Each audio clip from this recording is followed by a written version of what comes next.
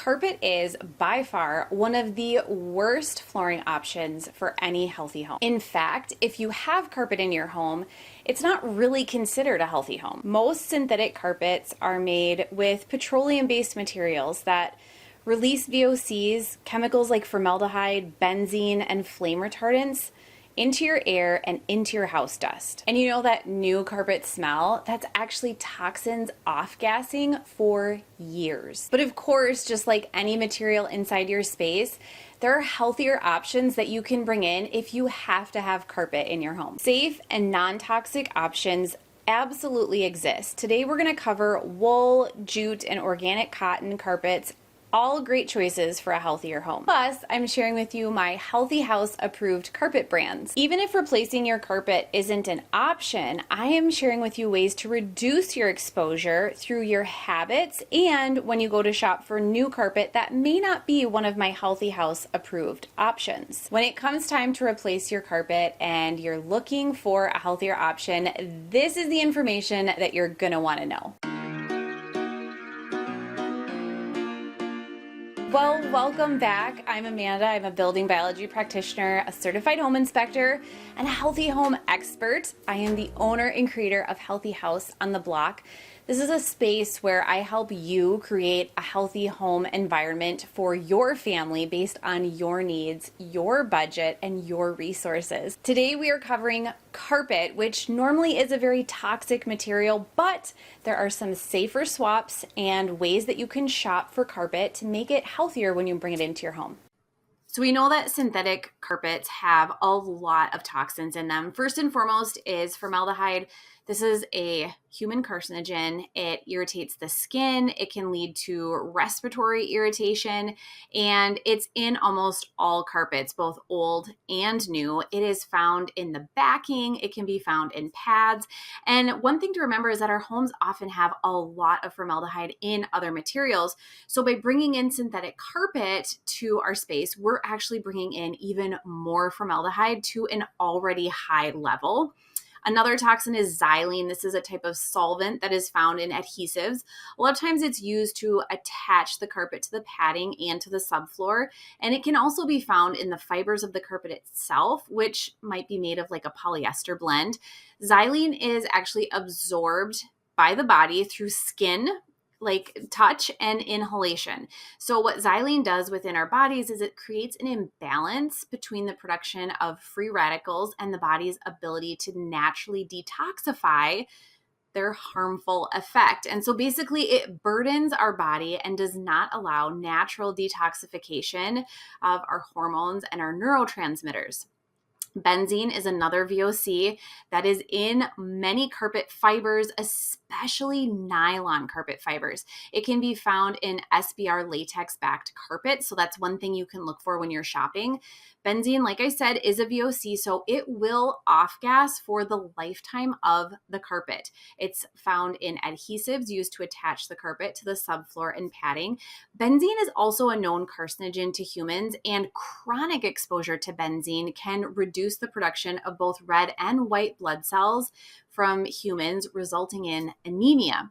Toluene is another VOC that we're going to talk about. It's, again, off-gases constantly for the lifetime of the carpet. It is used in adhesives, and it is also used during the installation of the carpet. Chronic exposure to toluene has lasting effects to humans. It's, like I said, a known carcinogen. It also damages the liver and the kidneys, which our bodies use every day to detox our systems. Toluene can worsen the symptoms of asthma and can cause headaches in some individuals. And then there's styrene. This is a petroleum-based byproduct. It is used to make the backing of the carpet, and it's particularly present in vinyl-backed carpet tiles. So again, something you can look for when you're shopping. Styrene has a number of problematic side effects, including an increased risk of cancer, particularly leukemia in children and lymphoma. And it also causes damage to the liver, the kidneys, the spleen, and the nervous system. Short-term effects can include vision impairments and respiratory irritation. So PFCs have been slowly replacing PFOAs, which are very toxic in many products, including carpet. PFCs are just as bad, and they are used to create a stain barrier and water resistant barrier on the carpet product. So this is usually an added treatment to the carpet. You can find carpets that don't use this, but oftentimes it's added during the manufacturing, so it can be very difficult. Now, this chemical is toxic to the immune system, especially in children. It has a possible correlation to cancer in humans, and it causes damage to the neurological system as well. And then finally, flame retardants. So flame retardants are often found in the padding underneath the carpet, and specifically polyurethane carpet cushion. It's likely more present in older products, but it is still added to some newer synthetic carpets. So the list of health effects from flame retardants includes disruption to the endocrine system, higher risk of cancer, hyperactivity, reduced IQ, and reduced fertility. Really quick, I wanted to interrupt and invite you to something new that I've been working on. My friend Tanya and I have created a brand new community revolving around creating a healthy home. Inside this community, we have so many resources for you and lots of opportunities to ask questions and get the answers that you're looking for quickly from myself, Tanya, and other Healthy House members. I would absolutely love for you to join us in the Healthy Home community. So I've put a link below in the video description so you can join. It's a free community that you can take advantage of and really use to help make your space healthier. So some of the better options for carpet would be something natural, like an all natural wool. This is an excellent option for a non-toxic carpet. It probably has the most options out there on the market in terms of color and textures. Wool carpet really doesn't show a lot of dirt or daily wear as much as like a synthetic carpet would, and it keeps its shape really, really well. It doesn't get matted down very easily. Wool carpet is also a really good insulator. So homes with concrete floors, this might be a good option. Another bonus is that wool is naturally fire resistant, so there are no added chemicals to make it flame resistant. You will want to be cautious though, because wool can absorb water and moisture instead of repelling it. And I do know that it can be an allergy for some people, so test it out before you bring it into your home. These are all natural, non-toxic carpet fibers. A lot of them are woven together to make a blend, and the natural weaves oftentimes are very strong. So a lot of these fibers are going to be biodegradable, and they're often quite inexpensive because they're a very renewable resource. Jute, sisal, and seagrass tend to mask dirt because they're a very neutral shade, and they oftentimes have a very low pile for their carpet, and so they tend to show wear much less than a high pile carpet. One thing you do want to keep in mind about jute, seagrass, or sisal is that they don't respond well to water or humidity because they are a natural fiber. So something to keep in mind with where you're placing this carpet. An organic cotton carpet is one of the least toxic materials you can choose from. And if you find a cotton that's grown without pesticides, so making it organic, all the better.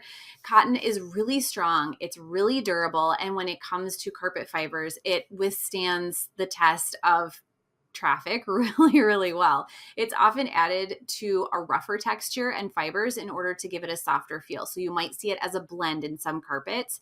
Another reason it's added to fibers is cotton tends to hold dyes much better. And so a color, if you're trying to achieve a different color of carpet other than natural, you can do that with cotton. One disadvantage to cotton on its own without being blended is that it tends to be more flammable.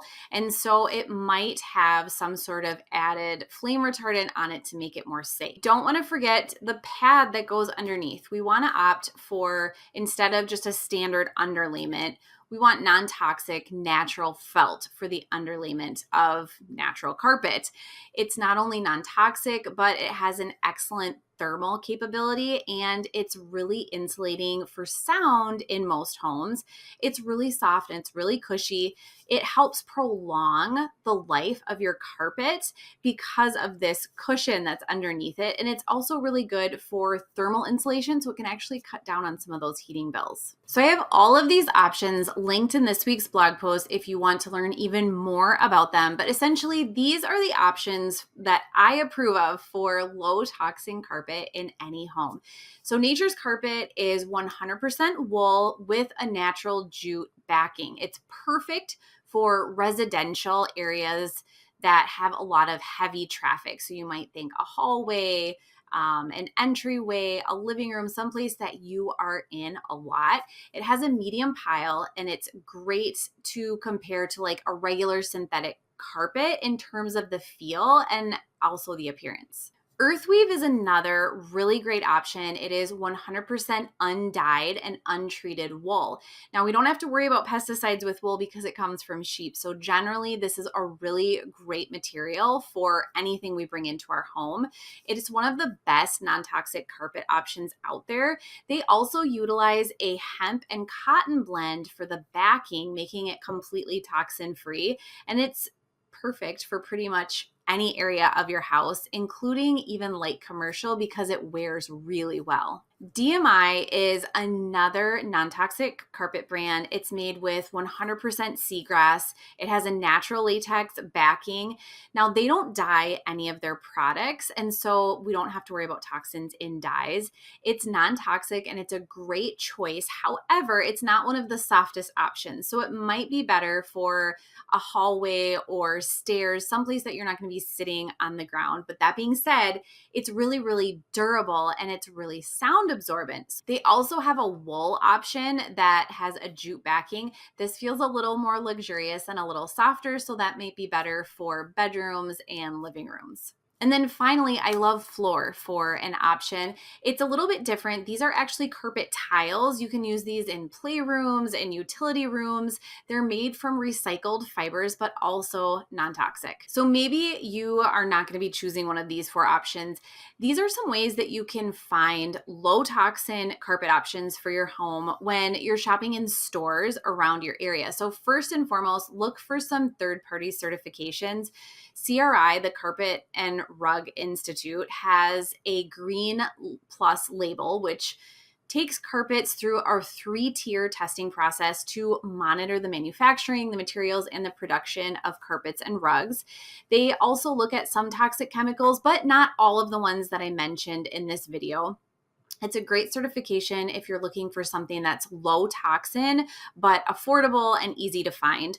GreenGuard also has certifications for carpet. GreenGuard Gold will look at even more toxins. It doesn't necessarily rule out all of the toxins, but it's a great starting place to find a low toxin carpet option.